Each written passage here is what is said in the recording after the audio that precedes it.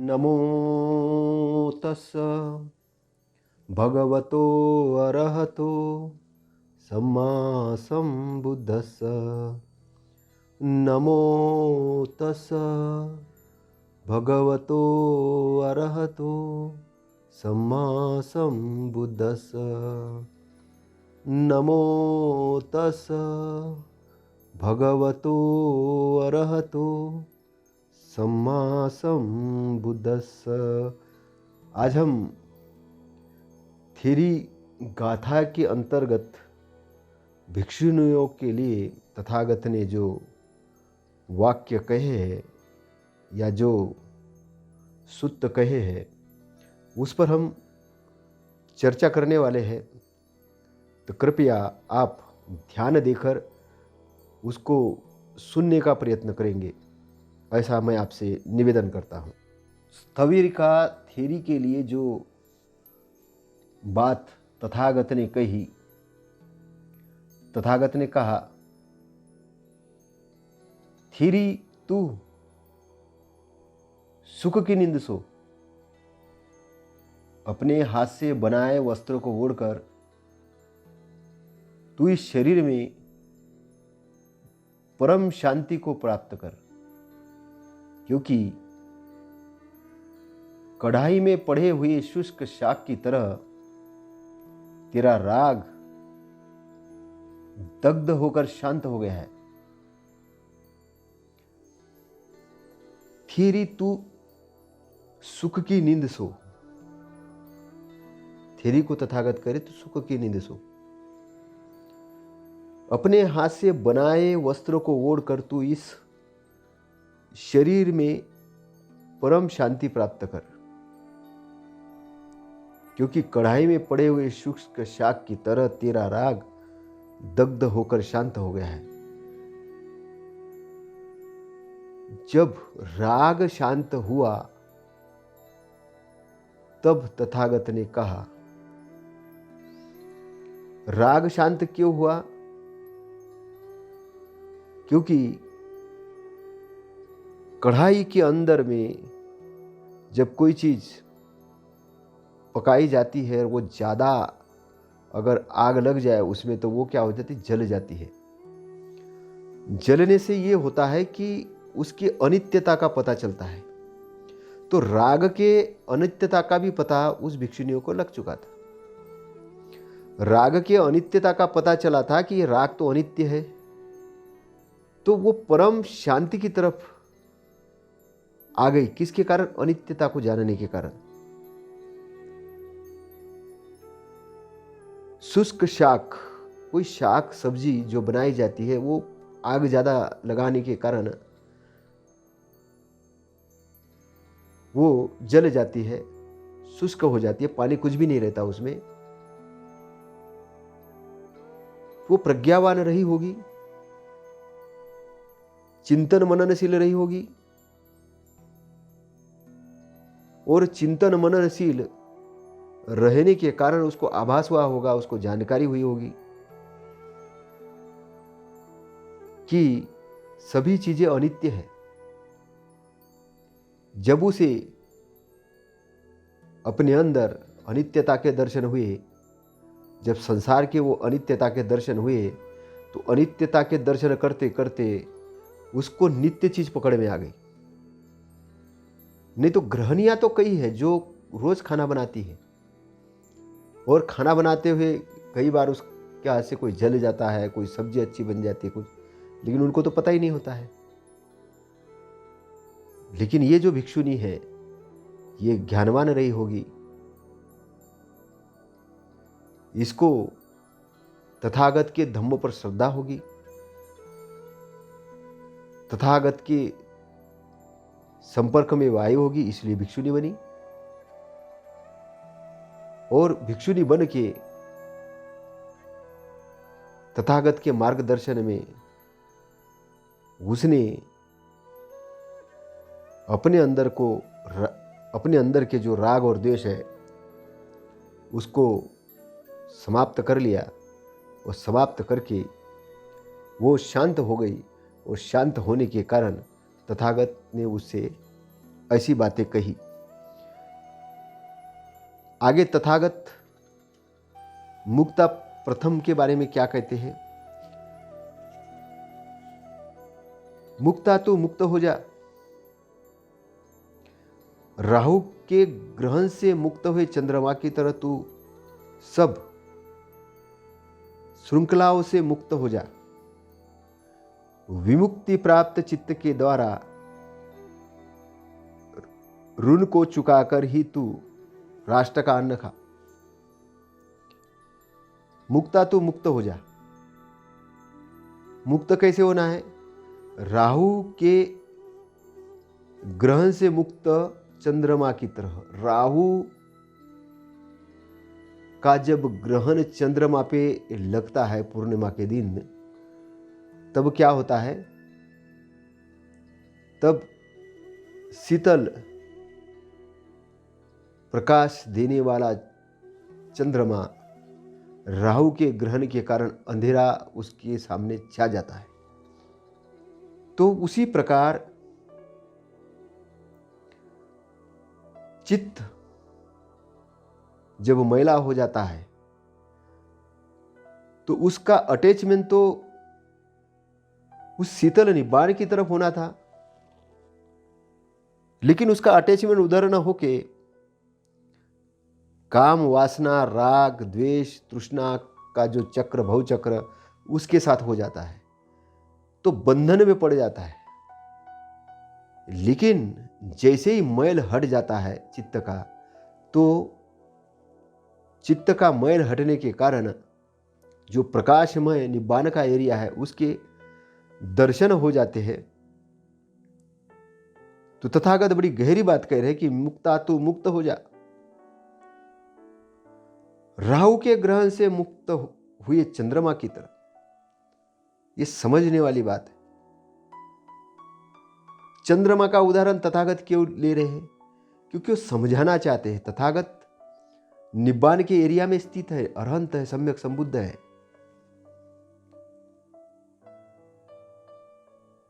उनके अंदर से मैत्री की तरंगे चल रही है, आभा मंडल है। लेकिन जो प्रज्ञावान है उसी को समझेगा, उसी को दिखेगा। मूढ़ आदमी को नहीं समझ में आएगा प्रज्ञा क्या है। मूढ़ आदमी तो ये देखेगा मार के क्षेत्र में रह के कि मैं तथागत से कैसे बड़ा बनूं, वो दिखावा करेगा। लेकिन ये जो भिक्षुनी है, ये दिखाने वाले के लिए नहीं है। ये भिक्षुनी है, ये कैसी है? एक श्रद्धा संपन्न भिक्षुनी है। इसलिए इसको तथागत कह रहे हैं, मुक्ता तू मुक्त हो जा, मुक्ता तू मुक्त हो जा। राहु के ग्रहण से मुक्त हुए चंद्रमा की तरह तू सब श्रृंखलाओं से मुक्त हो जा। सब श्रृंखला, सारी श्रृंखला जो है भव बंधन है, जो चक्र है भव चक्र का, उससे तू मुक्त हो जा। विमुक्ति प्राप्त चित्त के द्वारा ऋण को चुकाकर ही तू अन्न खा। विमुक्ति प्राप्त चित्त के द्वारा ऋण को चुकाकर तू राष्ट्र का अन्न खा। ऐसे फ्री फोकट में मत खा। आजकल जो एक जमाना जो है कि बगैर कुछ दिए सब कुछ पाना चाहते, और परिश्रम तो कोई संत साधु तो करना ही नहीं चाहते, बहुत कम है। वो केवल प्रवचन देना जानते हैं।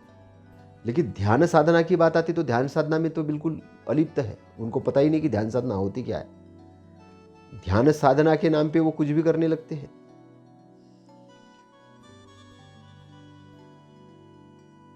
लेकिन यहां जो तथागत कह रहे हैं, कुछ भी करने के लिए नहीं कह रहे। विमुक्ति प्राप्त चित्त के द्वारा, विमुक्ति, मुक्त हुए चित्त के द्वारा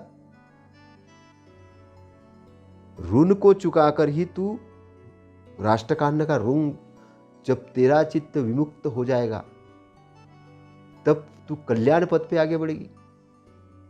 तब लोगों के प्रति तेरी मैत्री जगेगी, करुणा की भावना जगेगी। मुदिता की भावना जगेगी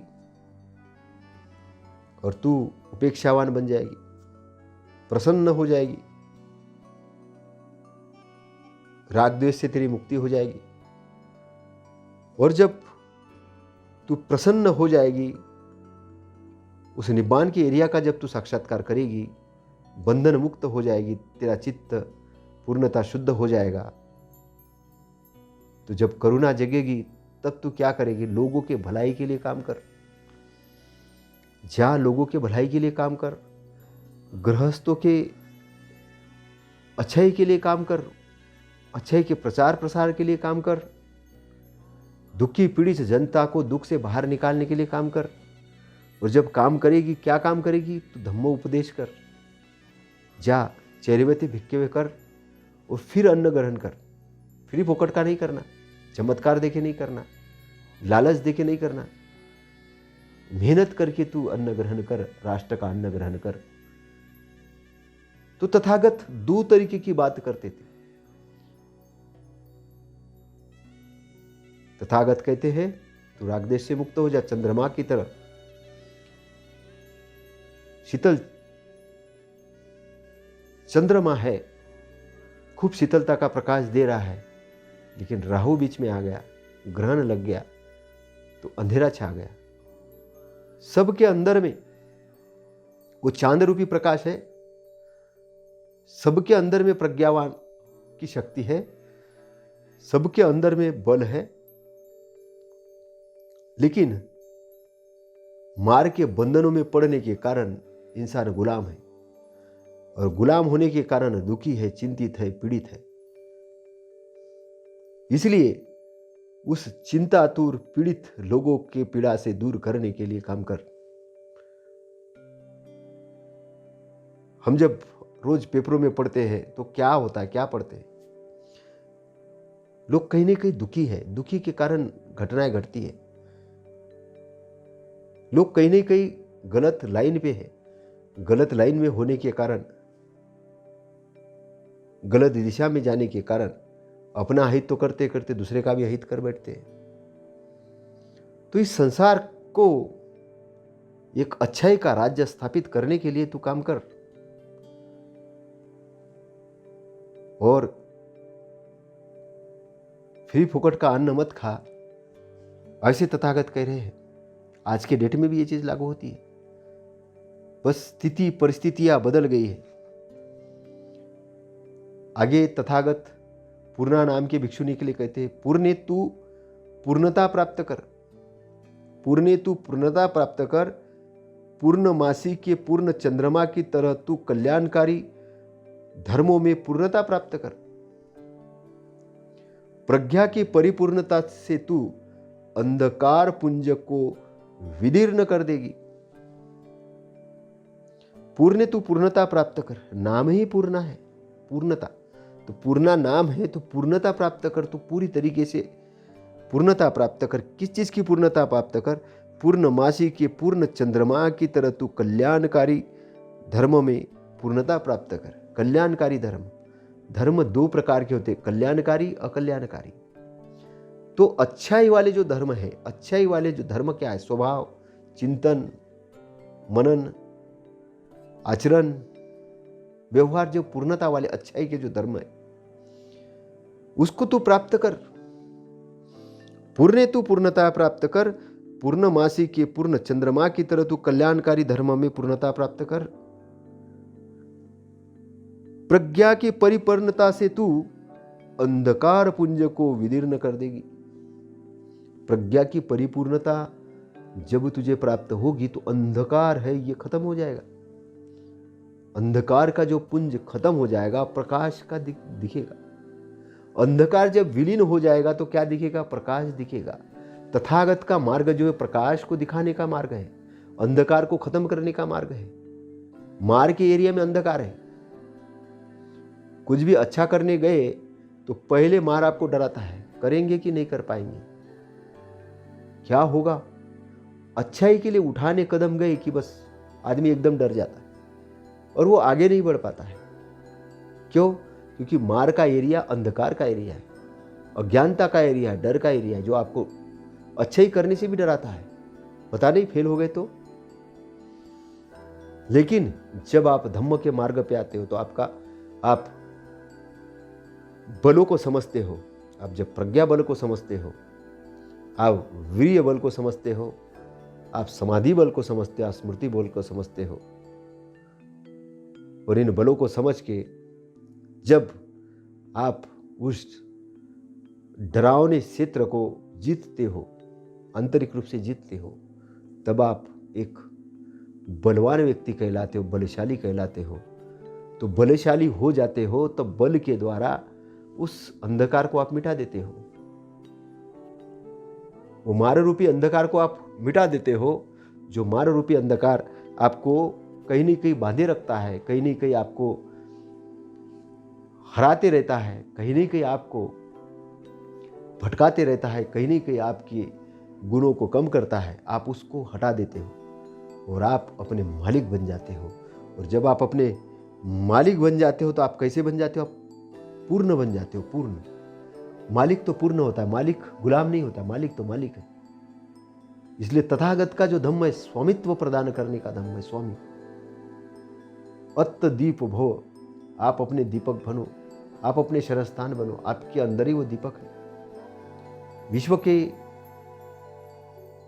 पहले ऐसे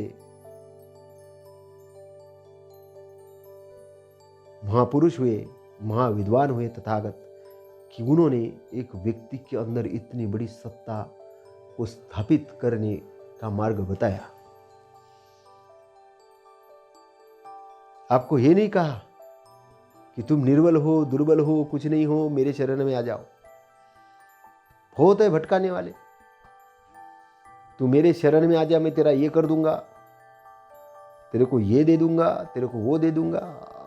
अब हम उसको कहते कि भाई तुम सबको कुछ दे रहे, तुम अपने आप को तो कुछ थोड़ा सा दे दो। तुम अपने इस अनित्य शरीर को जिंदगी भर जवान रखो, बस इतना ही करो।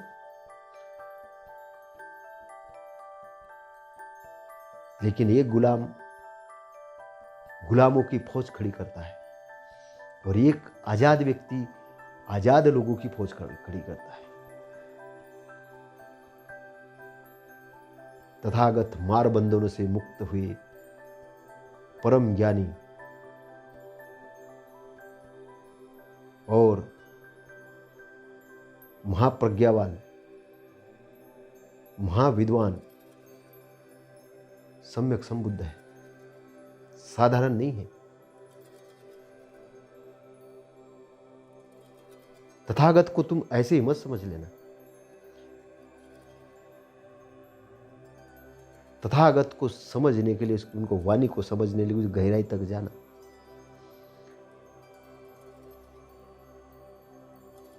तथागत आपके कल्याण के लिए इसलिए बातें करते हैं कि वो कल्याण मित्र है, मैत्री से ओतप्रोत है।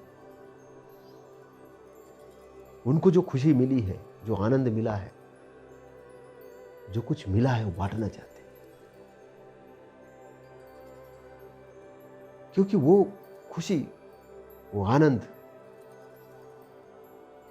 वो बांटने में है, किसी को कुछ देने में है। जब उन्होंने उस अंधेरे वाले दुख के पुंज को खत्म किया, प्रकाश के वातावरण के अंदर जब उन्होंने एंट्री की, तब उन्होंने उस शीतलता का एहसास किया। एहसास करने के बाद जब उन्होंने देखा दुखी जनता को,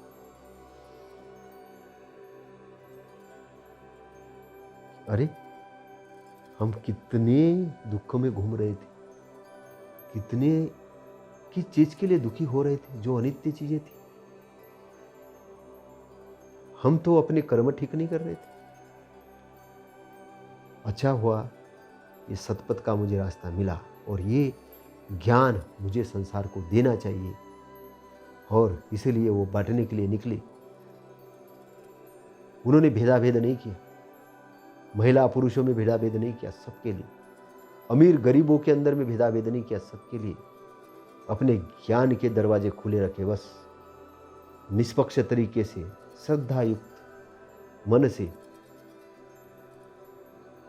मैत्रीयुक्त मन से जो भी गया, जो भी श्रवण बन के गया, शिष्य बनकर गया, उसने ग्रहण किया और तथागत ने लिया।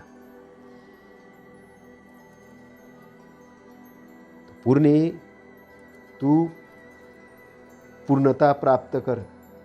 पूर्णमासी के चंद्रमा की तरह तू कल्याणकारी धर्मों में पूर्णता प्राप्त कर। किस में पूर्णता प्राप्त करने? कल्याणकारी धर्मों में, अच्छाई के धर्मों में, धर्म स्वभाव में, अच्छाई के व्यवहार में, अच्छाई के दृष्टिकोण में, अच्छाई के आचरण में, सारी अच्छाई के अंदर में तू पूर्णता प्राप्त कर। और प्रज्ञा की परिपूर्णता से, प्रज्ञा जब मैल युक्त होगी तो पता ही नहीं चलेगा कि इस घटना का क्या कारण होगा।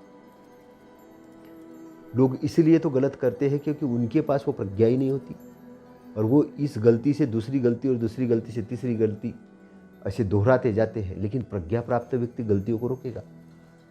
वो समझ जाएगा कि इससे ये घटना घटेगी, उससे वो घटना घटेगी, उससे वो घटना घटेगी। तो कॉज और इफेक्ट के लॉ को ढंग से समझेगा। प्रज्ञा की जब परिपूर्णता होगी तो क्या होगा? अंधेरा तो ऐसे ही दूर हो जाएगा, क्योंकि उजाले के अंदर में अंधेरा कैसे रह सकता है? प्रज्ञा और ज्ञान को एक नहीं समझना। ज्ञान आपने जो रटा है, कोई चीज समझा है, वो ज्ञान है। एक चीज में प्रज्ञा डिफरेंट है।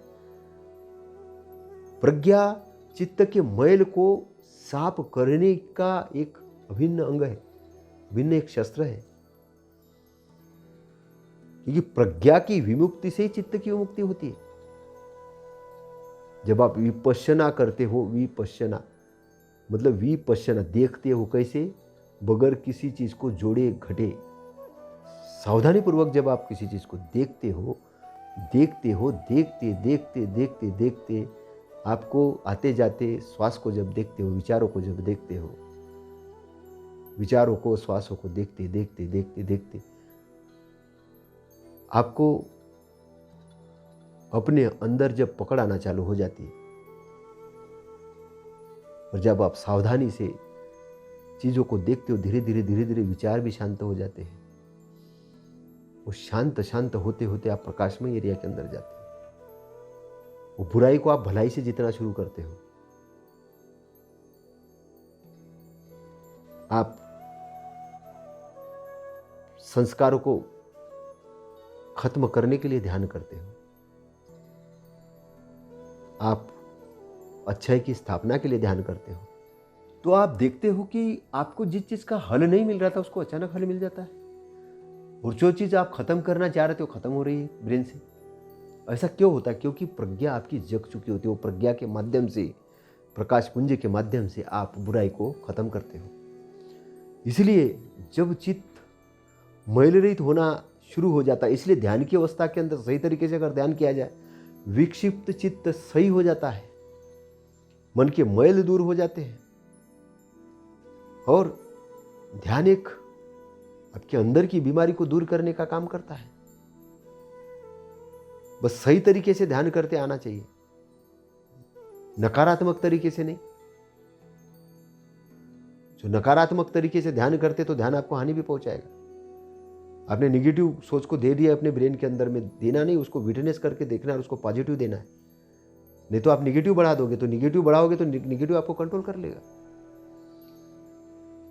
तो ध्यान विधियों को समझना भी है, तथागत ने जो दी है। ऐसे ही नहीं करना है अचानक। इसलिए साहित्य पढ़ना है, और साहित्य पढ़ के तर्क को सबसे पहले डेवलप करना है। क्योंकि तर्क जब तक डेवलप नहीं होगा तब तक आपको कुछ नहीं समझ में आएगा। कॉज और इफेक्ट के लॉ के अंतर्गत आपको आना है। किसी भी घटना का कोई कारण होता है, पहली चीज। और बुराई को जीतना है तो अच्छाई से ही जीत सकते हैं। अगर आप चाहते कि आपके अंदर अच्छाई की स्थापना हो, और बुराई है तो बुराई को निकालने का तरीका क्या? अच्छाई को डालो अपने अंदर में। तो अच्छाई को जितने ज्यादा डालोगे तो अच्छाई के अंदर क्या प्रकाश होता है, और बुराई के अंदर क्या होता है? नकारात्मक भावना होती है, अंधेरा होता है। तो अंधेरा जैसे जैसे हटेगा, प्रकाश जैसे जैसे आएगा, वैसे वैसे आपके कल्याणकारी धर्मों के अंदर आपकी परिपूर्णता होगी। और जैसे जैसे कल्याणकारी धर्म के अंदर परिपूर्णता होगी तो आपको एक कल्याणकारी धर्म के अंदर में रहने की आदत हो जाएगी। और फिर आपको उसका जब स्वाद मिलेगा अंदर से, तो फिर बुरा नहीं कर पाओगे। कर भी लोगे तो बुराई का जो गलत स्वाद है वो समझ में आ जाएगा, फिर अच्छाई के अंदर आ जाओगे। लेकिन जिसने कभी अच्छाई का स्वाद ही नहीं लिया है, वो तो बुराई को ही अच्छाई समझ रहा है। और ऐसा व्यक्ति जो बुराई को अच्छाई समझता है, वो क्या करता है? ड्रिंक करता है, सिगरेट पीता है, इसमें दिखाता है कि मैं ये हूँ, मैं वो हूँ, बस दिखाते रहता है। लोगों को दिखाना जरूरी है उसको, क्योंकि उसका राग, द्वेष, अहंकार, लोभ, जितनी भी बुराइयाँ है सब उसके ऊपर हावी रहती है। और ऐसा आदमी चारों तरफ दिखाता है, मैं ये हूँ, मैं वो हूँ, मैं ऐसा हूँ, मैं वैसा हूँ, और वो अपने बारे में इतना बड़बड़ बड़बड़ करते रहता है, क्योंकि अकल्याणकारी धर्मों के अंदर स्थित है। लेकिन वही व्यक्ति जब कल्याणकारी धर्म के अंदर में स्थित होता है, तब वो निर्मल हो जाएगा, वो शुद्ध हो जाएगा। तो तथागत क्या कह रहे हैं कि पूर्णमासी के चंद्रमा की तरह तू कल्याणकारी धर्मों में पूर्णता प्राप्त कर, कल्याणकारी धर्मों में पूर्णता प्राप्त कर। प्रज्ञा की परिपूर्णता से तू अंधकार पुंज को विदीर्ण कर देगी। प्रज्ञा प्रज्ञा कैसे प्राप्त होगी? कल्याणकारी धर्मों के कारण। प्रज्ञा प्राप्ति करने का मार्ग होश का मार्ग है। जब व्यक्ति होश के अंदर होता है, जागरण के अंदर होता है, जागरण के अंदर प्रज्ञा ऑटोमेटिक आ जाती है। और प्रज्ञा जब आती है तो प्रज्ञा क्या करती है? अंधकार को नाश करने का काम प्रज्ञा करती है। तो प्रज्ञा प्राप्ति का मार्ग है। तथागत का जो धम्म मार्ग है प्रज्ञा प्राप्ति का मार्ग है। प्रज्ञा प्राप्ति से क्या होता है? प्रज्ञा की पूर्णता होती है। प्रज्ञा की पूर्णता, प्रज्ञा सबके पास है, लेकिन प्रज्ञा क्या अंधेरे में है, पूर्णता में है ही नहीं। प्रज्ञा है, प्रज्ञा का बीज है, लेकिन प्रज्ञा को डेवलप करना होता है। तो प्रज्ञा भी जिसकी जितनी बड़ी प्रज्ञा होगी, वो उसकी उतनी बड़ी कैपेसिटी बनेगी। किस चीज़ की? बुराई से लड़ने की। बुराई फटकेगी नहीं उसके पास, क्योंकि प्रकाश पुंज उसके पास रहेगा। वो देखेगा हर चीज को, हर घटना को देखेगा। तो प्रज्ञा प्राप्ति का धम्म के अंतर्गत बहुत बड़ा स्थान है। तो प्रज्ञा की परिपूर्णता जब होगी, तब चित्त की विमुक्ति होगी। चित्त की विमुक्ति किससे होगी? राग द्वेष रूपी मैल से होगी। तो आगे तथागत तिस्सा प्रथम के लिए क्या कहते हैं? तिससे तू 3 शिक्षाओं को सीख। देख, बंधन तेरा अतिक्रमण न करे, सभी बंधनों से दूर रहकर तू निर्मल चित्त से इस लोक में विचरण कर। तो तथागत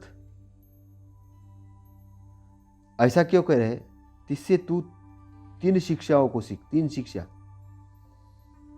3 शिक्षा कौन सी? मन, वाचा और काया, ये 3 शिक्षा है। 3 शिक्षाओं को सीख। मन से अच्छे कर्म कर, वाचा से अच्छे कर्म कर और काया से अच्छे कर्म कर। देख, बंधन तेरा अतिक्रमण न करे, बंधन तुझे अतिक्रमण न करे। कि तू काया के प्रति अगर सावधान नहीं होगी तो बंधन में पड़ जाएगी, काम वासना में चली जाएगी। वाणी से अगर कुछ भी बोलेगी तो बंधन में पड़ जाएगी, और मन से कुछ गलत सोचने लग जाएगी तो मनोवृत्तियां तेरे ऊपर हावी हो जाएगी, तो बंधन में पड़ जाएगी। और बंधन में पड़ने से तेरा अतिक्रमण हो जाएगा। तू जो डिसिप्लिन में रह रही, तू अतिक्रमण में हो जाएगा। इसलिए तू सभी बंधनों से दूर रहकर तू निर्मल चित्त से इस लोक में विचरण कर। जब तेरे मन, काया और वाचा के कर्म ठीक हो जाएंगे तो तेरा चित्त क्या हो जाएगा? निर्मल हो जाएगा। क्योंकि सारी की सारी जो भावनाएं जाके चित्त में स्टोर होती है, सारी की सारी एक्टिविटी जाके चित्त में स्टोर होती है। और चित्त में कैसे स्टोर होती है? आपने बचपन में कोई मीठा आम खाया होगा स्कूल में, और अभी भी उम्र अगर आपकी 50 की है, वैसा ही आम अगर आपको मिले टेस्ट, तो आपको एकदम से याद आ जाएगी। टेस्ट भी पड़ा है आपके ब्रेन के अंदर।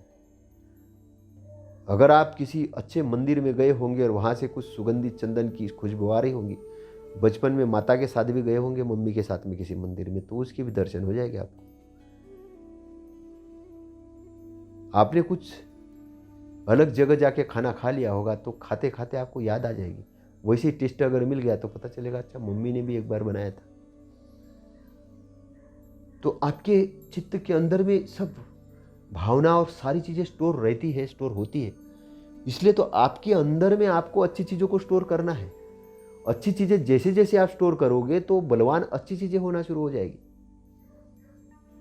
उसके गांठें नहीं बनेगी, अच्छाई के गांठें नहीं बनेगी, क्योंकि जो भी अच्छा काम करोगे आप उसके लिए डरोगे नहीं, डर की भावना नहीं होगी। अच्छाई के अंदर डर की भावना नहीं होगी, बुराई के अंदर डर की भावना होती है।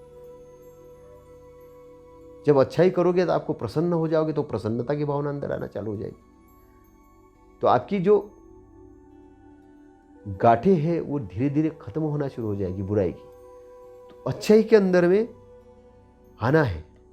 तो तथागत क्या करे, तिससे तू 3 शिक्षाओं में को सीख। देख, बंधन तेरा अतिक्रमण न करे, सभी बंधनों से दूर रहकर तू निर्मल चित्त से इस लोक में विचरण कर। सभी बंधनों से दूर होकर तू इस लोक में विचरण कर। लोक है नहीं, संसार के अंदर में तू विचरण कर। कैसे? बंधनों को दूर करके, अपने चित्त को निर्मल करके तू विचरण कर, शुद्ध होके विचरण कर। आगे तथागत तिस्सा द्वितीय को कह रहे हैं, तिससे तू कल्याणकारी धर्मों के सेवन में लग। कल्याणकारी धर्मों के सेवन में लग। देख, तेरा अवसर निकल न जाए। ध्यान रख, तेरा अवसर नहीं निकल जाए। जिसका अवसर सोचते सोचते निकल जाता है उन्हें दुर्गति में पड़कर सदा शोक ही करना पड़ता है। सोचते सोचते निकल जाए। लोग सोचते रहते हैं, करूँ कि नहीं करूँ, करूँ कि नहीं करूँ, करना है कि नहीं करना है काम, अच्छा ही करना है कि नहीं करना है, सोचते ही रहते, करते नहीं, एक्शन नहीं लेते। 3 बंदर थे और तीनों ने जंप मारने का सोचा। जंप मारने का सोचा कि हमको जंप मारना है, सोचा। तो आप बताइए कि ढाली पर कितने बंदर हैं? लोग बोलेंगे 3, कोई नहीं है। सोचा, उन्होंने जंप नहीं मारा। लोग सोचते हैं जीवन के अंदर में, हम ऐसा करेंगे, हम वैसा करेंगे, वैसा करेंगे, सोचते हैं, लेकिन एक्शन नहीं करते, उस पर कर्म नहीं करते। एक किसान बैठ के सोचे बीज बोऊंगा, अच्छी फसल लूंगा, लेकिन बीज नहीं डाले, खेत की मशागत नहीं करे, तो कितनी फसल आएगी? सोचने से फसल आएगी? नहीं। सोचना तो प्राइमरी काम है, सोचना प्राइमरी काम है, लेकिन एक्शन नहीं है। एक्शन के अंदर लाना है, उसको कर्म के अंदर लाना है। जब आप कोई चीज को कर्म के अंदर में लाते हो तब उसका रिजल्ट आता है, विपाक तब आता है। तो रिजल्ट आने के लिए कर्म की जरूरत है। तथागत कर्म की बात करे तो सोच ही मत, यहाँ चिंतन मनन ही मत कर। अभी लोग चिंतन मनन करते हैं, हम बुद्ध बन जाएंगे, बुद्ध बन जाएंगे, अनंत बन जाएंगे, एक जगह बस ध्यान करते रहते। कर्म तो करना ही नहीं पड़ेगा। और कर्म न करके वो केवल सोचते सोचते ही रहते, सोचते ही रहते। और सोचते सोचते रह के अपना बहुमूल्य जो अवसर इस जीवन में मिला है उसको निकल जाने देते हैं और दुर्गति में पड़कर सदा उनको शोक ही करना पड़ता है। दुर्गति, सद्गति, दुर्गति, सद्गति, दुर्गति। जब आप अपने अंदर के राग, द्वेष, सारी बुराइयों को निकाल के बाहर फेंकोगे तो आपकी सद्गति होना निश्चित है। लेकिन अगर बुराई अंदर में रह गई, सारी की सारी बीमारियां रह गई है, बीमारियां है सारी बुराई, तो दुर्गति होना निश्चित है। इससे कोई किसी का कोई नहीं बचा सकता। आपको जो बचाने के लिए लालच दे रहे हैं ना कि आपके अंदर दुर्गति भी रहे तो मैं तुमको वहां ले जाऊंगा, ऐसा करूंगा, वैसा करूंगा, ये सब लोग आपके सच्चे मित्र नहीं है। आपसे उनको कुछ सम्मान चाहिए, कुछ पद चाहिए, कुछ भी चाहिए, उनको लालच है तो वो उसके लिए आपको भरमाते हैं, सत्य रूप से नहीं। लेकिन तथागत ऐसे नहीं है। तथागत आपको सत्य बात कहेंगे। तथागत आपको स्पष्ट साथ से कोई बात कहेंगे तो तथागत ये कह रहे हैं तो कल्याणकारी धर्म को सेवन कर। सेवन कर मतलब ग्रहण कर, सीख, समझ, कल्याणकारी अच्छी बातों को सीख, उसको ग्रहण कर। देख तेरा अवसर निकल न जाए, अवसर नहीं निकलना चाहिए, इसका ध्यान रख। लोग सोचते हैं अभी पढ़ाई कर लेते हैं, फिर शादी कर लेते हैं, फिर बच्चे कर लेते हैं, फिर रिटायरमेंट हो जाएगा, उसके बाद ध्यान करेंगे, उसके बाद अच्छे कल्याण कर्म करेंगे, उसके बाद फिर अच्छी किताबें पढ़ेंगे, उसके बाद ध्यान के बारे में समझेंगे, उसके बाद हम धम्म के बारे में समझेंगे। अभी क्या करना है? अभी तो कुछ भी करो, अभी तो जैसा रहना है वैसा रहो, स्वतंत्र रूप से रहो, कुछ भी करो। तो अवसर निकल जाता है, कब मृत्यु आ जाए कोई पता चलेगा। कोई 100 साल में गुजर जाता है, कोई 80 साल में गुजर जाता है, कोई 60 साल में गुजर जाता है, लेकिन अवसर कब है? अभी है, तुरंत, आज। तो आज से ही लग जाओ, थोड़ा सा समय लेके निकालो, रोज आधा घंटा निकालो, 15 मिनट निकालो, अच्छे प्रवचन सुनना शुरू करो, अपने आप को डेवलप करना शुरू करो। एक बार उस धारा के अंदर आना चालू करो। तो धारा के अंदर आते आते क्या होगा? सेवन करते करते, अच्छे धर्मों का सेवन करते करते आप उस प्रक्रिया के अंदर आ जाओगे। नहीं तो सोचते ही रह जाओगे, अगर नहीं आए तो सोचते ही रह जाओगे। और सोचते सोचते क्या होगा? एकदम से बुढ़ापा आ जाएगा, एकदम से बुढ़ापा आ गया, पता ही नहीं चला, इतने व्यस्त थे पता ही नहीं चला। अब बोलेंगे कि वही वैसे की वैसी बीमारियां रह गई, थोड़े से बात पे क्रोध आ रहा है, दुखी हो रहे हर चीज़ के लिए, छूट नहीं पा रहे, बच्चों से नहीं छूट पा रहे, धन संपत्ति से नहीं छूट पा रहे, पदों से नहीं छूट पा रहे। अभी भी देखते हो ना कई राजनेताओं को, 97 साल की उम्र हो गई, 97 की, फिर भी बोल रहे हैं कि एक बड़ा पद कब मिलेगा, नहीं मिलेगा तो भी दुखी है, संपत्ति बहुत है लेकिन दुखी है। वो दुखी का कारण ही क्या है? दुख का कारण ही वो आसक्ति, वो तृष्णा है। वो जो आदमी शरीर छोड़ रहा है फिर भी सोच रहा है कि मेरे बच्चे का क्या होगा। अरे तुम तो शरीर जा रहे हो, तुम छोड़ रहे हो शरीर अभी तो तुम्हारे, लेकिन फिर चिंतित हो। ये क्या है? आसक्ति है, वो बंधन है। तो बंधनों से छूटने का भी कार्य करना पड़ेगा। उसका कैसा कार्य होगा? वो होगा मैत्रीपूर्ण चित्त से। आप जब पूरे संसार के लिए मैत्री करोगे, सबके लिए मैत्री करोगे, सबके लिए अच्छा है, तो आपको फिर सारा संसार ही अपना लगेगा, मैत्रीवान हो जाएगा। फिर आप बंधन में बंधोगे नहीं, एक ही की बस। आप धम्म शासन के अंदर आ जाओगे और धम्म शासन के अंदर में आकर आपकी सदगति होगी। तथागत का धम्म जो है आपको गारंटी प्रदान करता है कि उस धम्म के रास्ते से जो जाएगा उसकी मुक्ति जरूर होगी। क्यों होगी?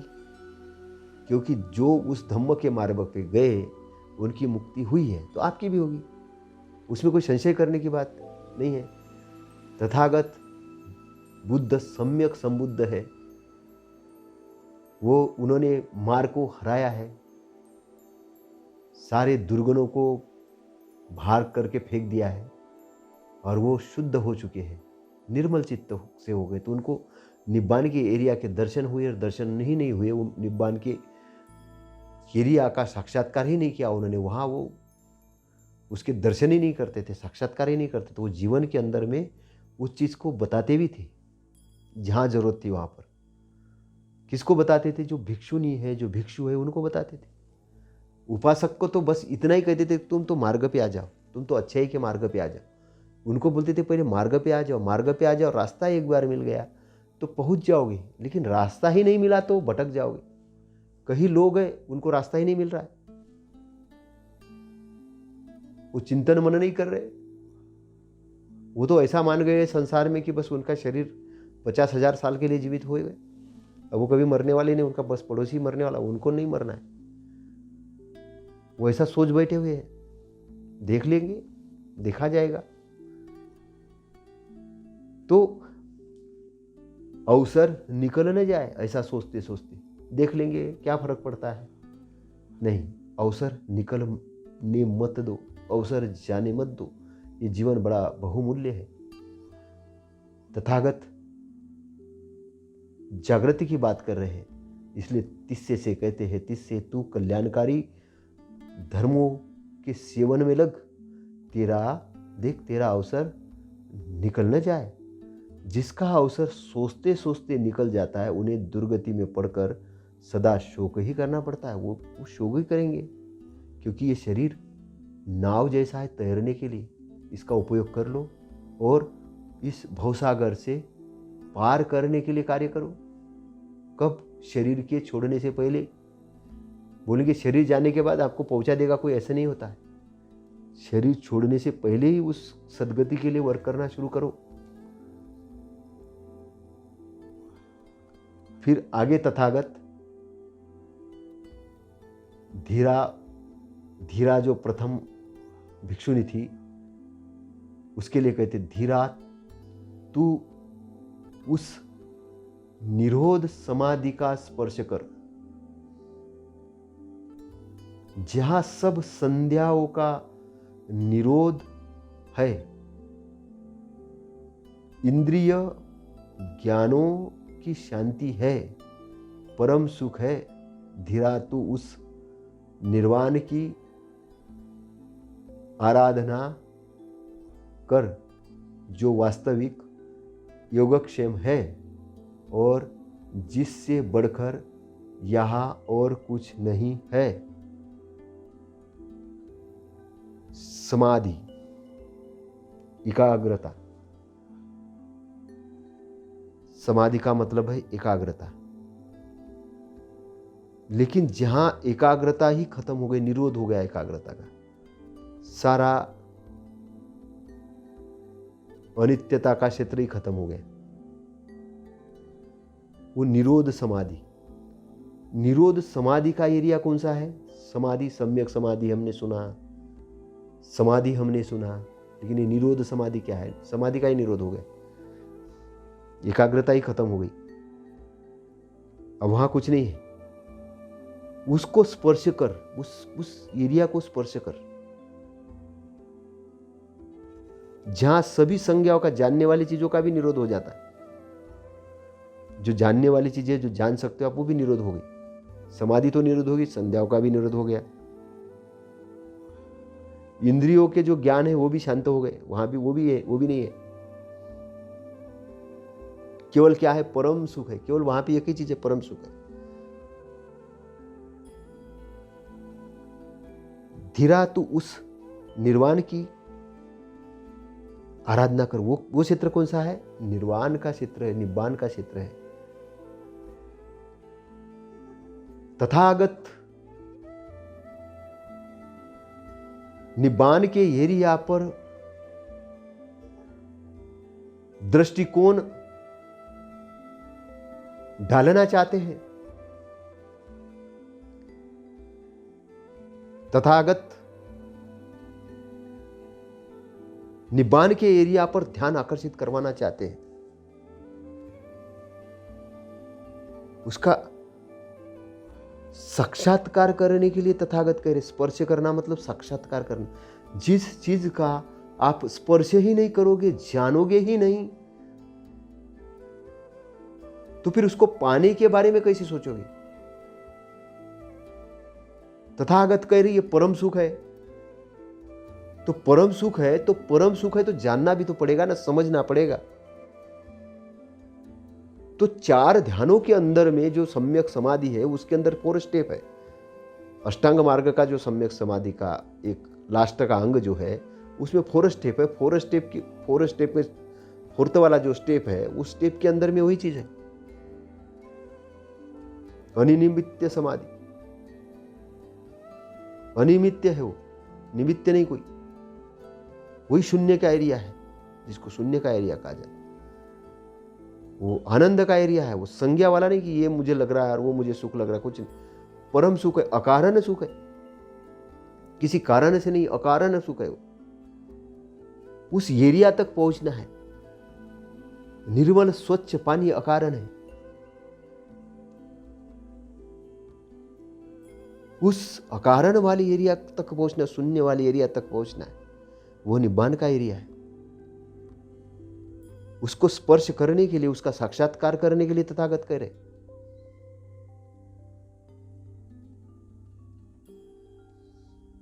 और जिससे बढ़कर यहां कुछ भी नहीं है, उससे बढ़कर तो कोई चीज ही नहीं है। हीरा जब होता है वो कहां होता है? बहुत गहराई में होता है। ऐसे रोड पे नहीं मिलता, गहराई में होता है, दबा हुआ होता है, पहुंचना पड़ता है उस तक, शोधना पड़ता है उसको, इसलिए वो अनमोल होता है। इसलिए निब्बान अनमोल है। उस तक पहुंचना है, गहराई तक पहुंचना है, किसके? अपने आंतरिक गहराई तक पहुंचना है। तथागत के मार्ग को समझना है, वो मार्ग पर जाने के रास्ते को समझना है, उसका तरीका समझना है।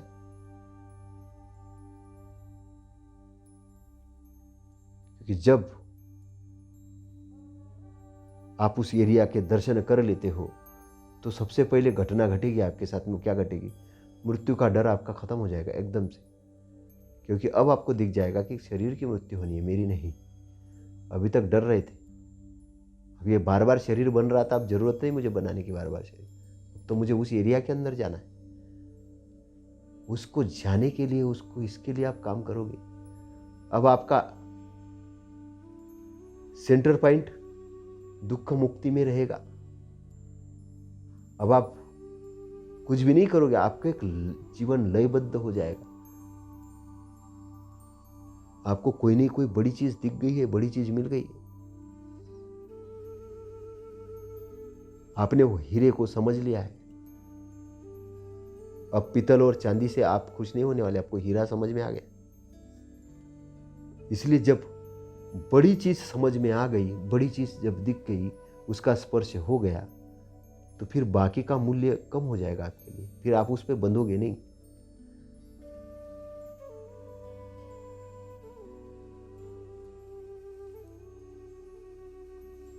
आगे तथागत वीरा नाम के भिक्षुनी से कहते हैं, भिक्षुनी वीरा, तूने दृढ़ साधनाओं से श्रद्धादि आध्यात्मिक शक्तियों का विकास किया और साधना कर करके इंद्रियों को भावित किया।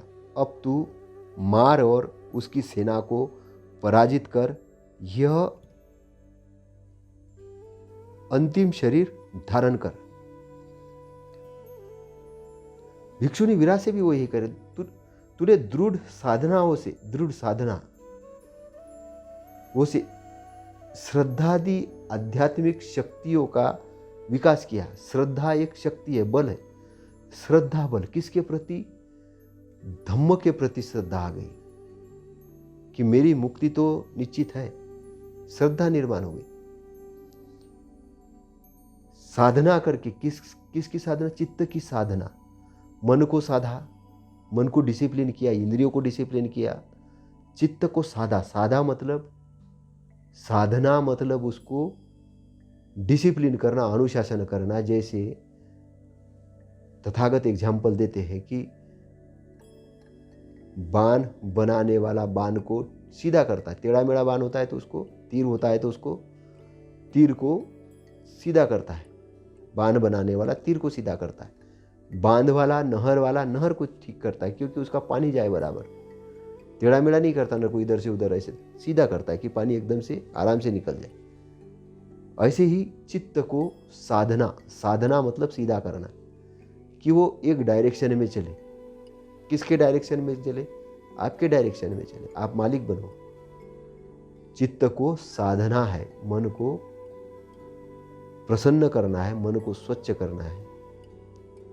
मन जब कंट्रोल में आ जाएगा, प्रसन्न हो जाएगा, तब चित्त की जब साधना आप करोगे, चित्त को साधोगे, तो दृढ़ साधनाओं से श्रद्धादि आध्यात्मिक शक्तियों का विकास किया। श्रद्धादि आध्यात्मिक शक्ति, शक्तियां कौन सी है? शक्ति का मतलब है बल। आध्यात्मिक, आध्यात्मिक मतलब इंटरनल। इंटरनल जो शक्तियां है, बल है, आपका निर्माण होना शुरू हो जाएगा। आपने देखा होगा किसी व्यक्ति को बहुत जल्दी श्रद्धा डगमगा जाती है, उसको बताओ कि मतलब उसकी श्रद्धा ऐसी रहती कि उथली उथली रहती है, बस उसकी ऐसी डगमगाती है कि उसको कुछ पता ही नहीं होता है। वो बोलता है ऐसा तो है ही नहीं, और वो समझता है उसको सब पता है, लेकिन ऐसा नहीं है। उसका विकास करना पड़ता है, श्रद्धा का विकास करना पड़ता है, श्रद्धा बल का विकास करना पड़ता है। श्रद्धा एक बल है। तो श्रद्धादि आध्यात्मिक शक्ति, श्रद्धा के साथ भी और शक्तियां रहती है। प्रज्ञा एक शक्ति है, स्मृति भी एक शक्ति है, समाधि भी एक शक्ति है। तो श्रद्धादि इस प्रकार की शक्तियों का तूने विकास किया है, विकास किया, उसको डेवलप किया। कॉन्सेंट्रेट करना किसी चीज को, ये भी विकास करना होता है। प्रज्ञा का भी विकास होता है, प्रज्ञा भी बढ़ती जाती है, बढ़ती जाती है, प्रज्ञावान होते जाता है आदमी, वो महाप्रज्ञावान बनता है। स्मृति का भी, पहले आप होश में नहीं रहते हो, लेकिन धीरे धीरे आपको होश आना चालू होता है। चलते वक्त आप होश में होते हो, बैठते वक्त होश में होते हो, नहाते वक्त होश में होते हो, सोते वक्त होश में होते हो। होश मतलब जागरण में। ऐसे अंधे जैसे नहीं हो कि चल रहे खा रहे आपको पता ही नहीं। सारी चीज जानकारी से युक्त होती है। तो स्मृति, तो इस प्रकार की जो आध्यात्मिक चीजों का जब आप डेवलप करते हो, विकास करते हो, और साधना कर करके इंद्रियों को भावित करते हो। भावित मतलब क्या होता है, उसको इंद्रियों को डिसिप्लिन करते हो। ऐसे नहीं कि आपकी इंद्रिय ने बोला कि मुझे स्वादयुक्त भोजन चाहिए तो आप करने चले गए, दौड़ लगाए होटल की तरफ। ऐसा नहीं। आपको पता है कि सेहत के लिए खाना जरूरी है, कितना खाना जरूरी है उतना ही खाओगे। ऐसे नहीं कि खूब गाना सुनने का मन कर रहा है तो कुछ भी गाने सुन रहे, नहीं। आप लयबद्ध संगीत ही सुनोगे, अच्छा कि जो मन को मोहक लगे। जरूरी है कि चित्त को शांति प्रदान करे, संगीतमय हो, नैसर्गिक रूप से, वही करोगे, कुछ भी नहीं। मतलब बोलना है तो ऐसे नहीं कि कुछ भी बोल रहे हो। आप नाप तोल के बोलोगे, समझ के बोलोगे, इसका बोलने का क्या परिणाम है। अनादर वाले शब्द नहीं बोलोगे, अच्छे शब्द बोलोगे।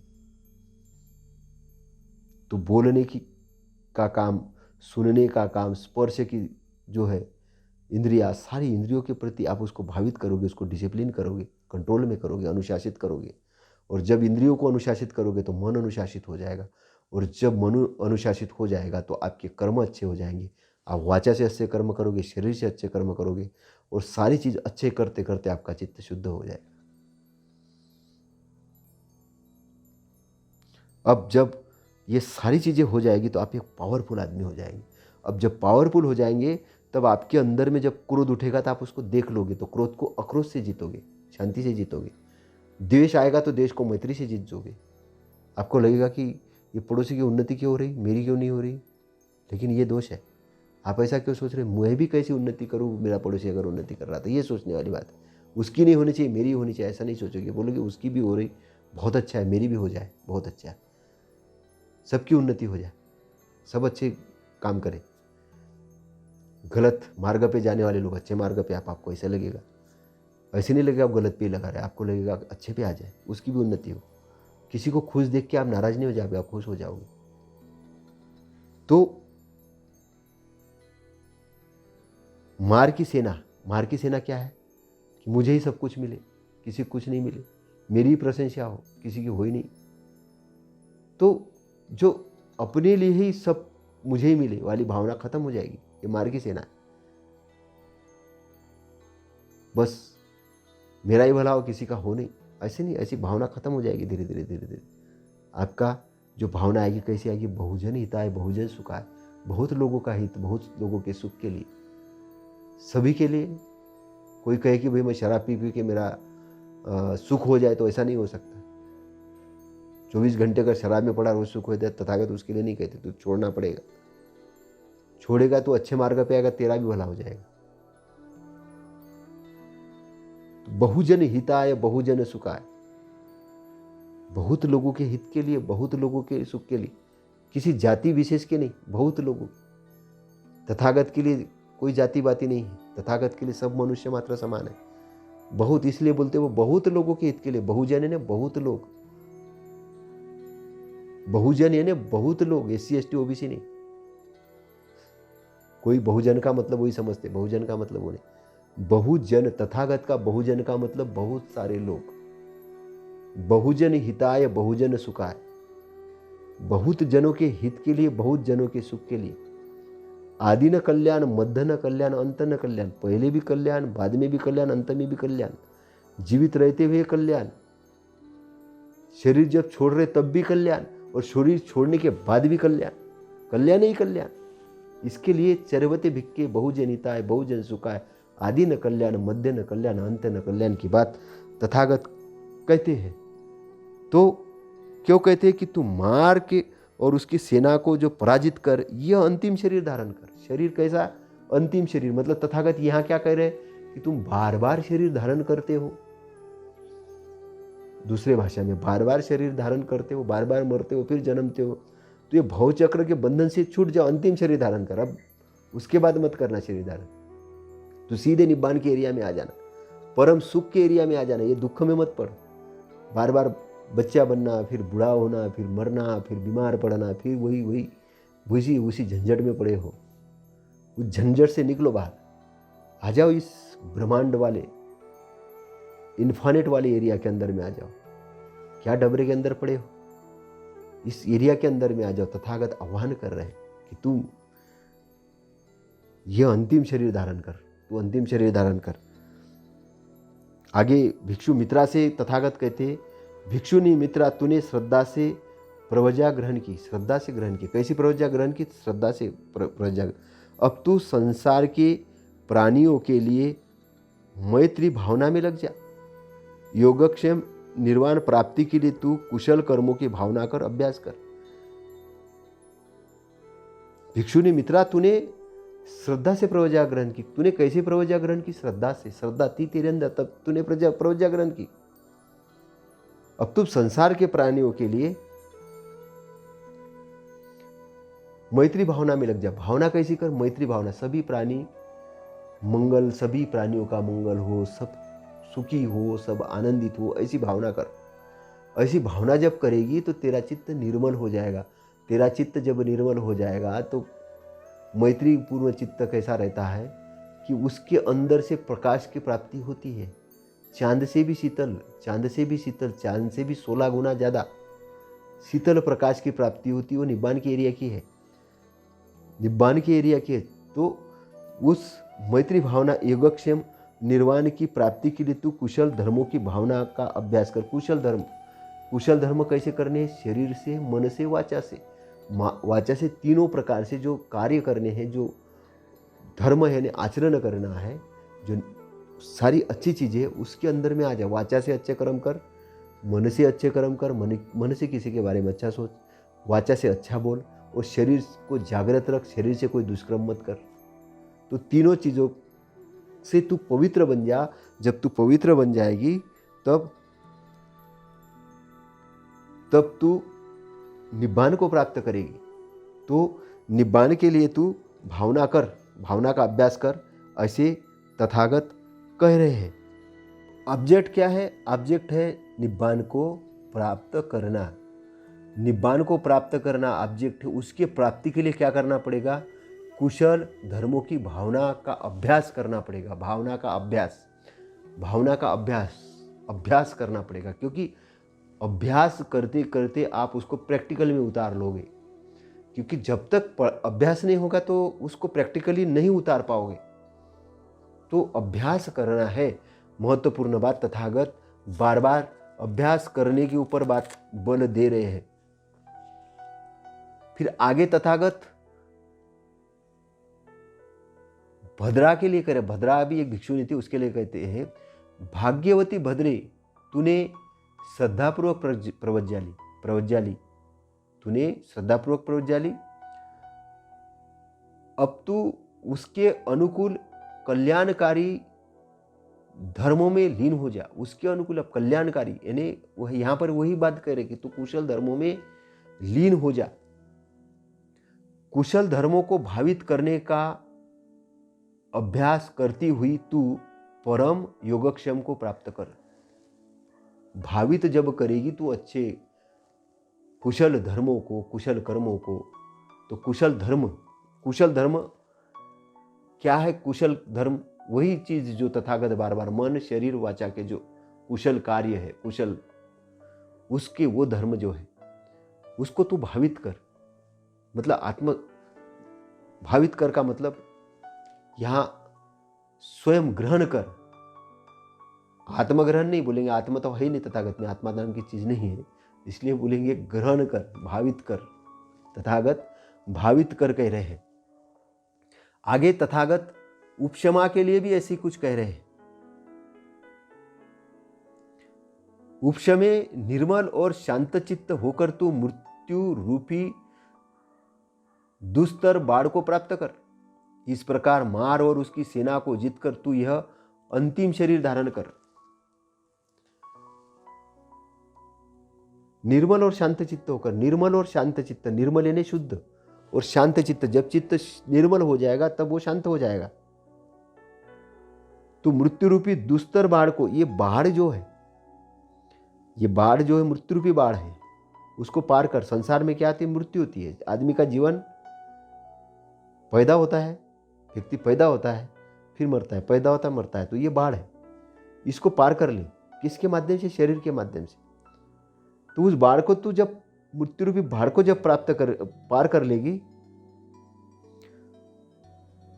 और तू कब पार करेगी? जब मार और उसकी सेना को जीत लेगी। मार की सेना जो है, मार अकेला नहीं, उसके साथ सेना है। कौन कौन सी सेना है? तथागत कहते हैं कि राग उसकी सेना है, लोभ उसकी सेना है, द्वेष उसकी सेना है, अरति उसकी, आलस्य उसकी सेना है, दूसरों के गुणों को घटाना उसकी सेना है, अपने बारे में ज़्यादा ही बड़बड़ करना ये सेना है, अपनी प्रशंसा करना, दूसरे की निंदा करना, निंदा ही करते रहना, उसकी अच्छाई भी हो तो भी निंदा करना, और अपनी बुराई हो तो छुपा के रखना, दूसरे की निंदा करते रहना, दूसरे के गुणों को घटाना और अपने अवगुण को भी गुण बताना, और सभी का बोलना कि मैं ही सब का मालिक हूँ, कोई है ही नहीं, लोगों के अस्तित्व पर ही प्रश्न चिन्ह लगा देना।